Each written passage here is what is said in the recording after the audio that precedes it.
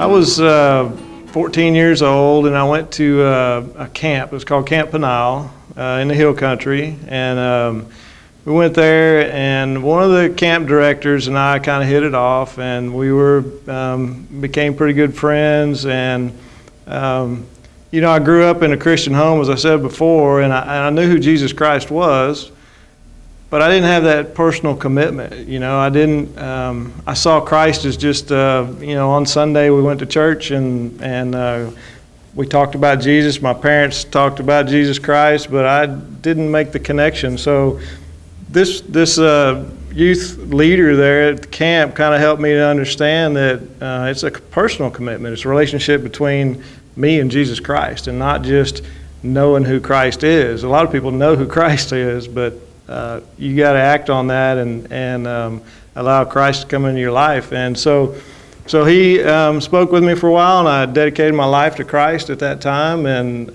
was on fire for the Lord for a little while.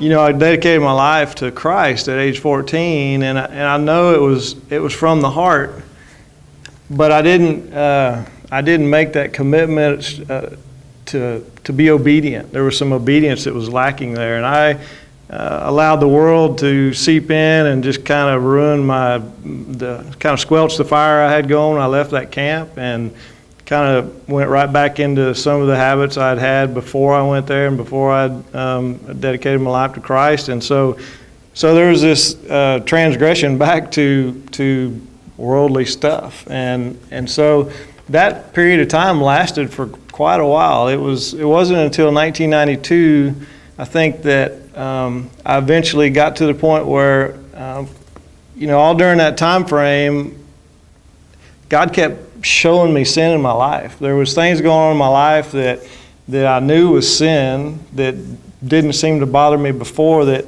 He kept pointing it out, and He kept making it more relevant in my life, and He kept showing me these things I was doing wrong, and this started getting this conviction about a lot of stuff. And that went on for quite a while, and through a couple of great friends and some really godly men in my life, it came to the point where God pushed me to the point where He said, you got to make a change here. You can't continue on just saying you're a Christian, just to say that, just because I made the decision and I know I'm going to heaven now, you can't just live your life like that. So this transition continued to change as I matured, and in 1992, I decided to dedicate my life to Christ again, and I went to a little small church at the time and was baptized, and from then on, it just it was a whole new world for me.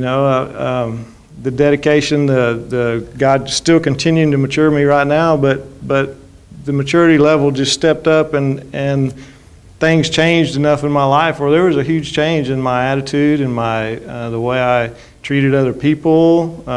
Before I knew Christ, I was very selfish. I lived a very selfish life, and I damaged a lot of other people during that time frame. I did some things that I look back on now, and I just thank God He's forgiven me for those things. But during that time frame, of being so selfish and just thinking about myself, there was I didn't realize how bad I had damaged some other people, in that process.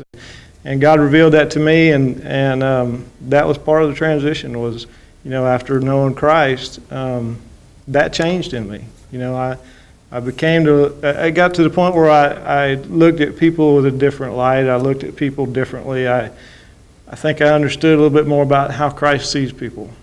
And it went right into my family. I'm married, been married for 25 years. I have a wonderful wife that's put up with a lot of stuff, and 3 wonderful kids. And I know that my relationship with Christ is what's kept my family together. It's what's led my kids down the right path.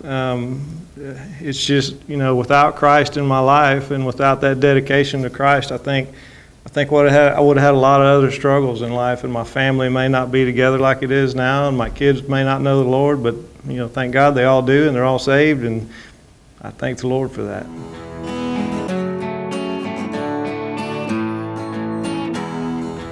For me, when I look back at that time and of not knowing Christ, and I think about people that don't know Christ, I look at life and I don't know how you would make meaning of life without Christ. If you really search out what life's about and you think about all the things in life that you can do and all the things you can have, if you really put some thought behind that, I think you see that there's nothing there without Christ.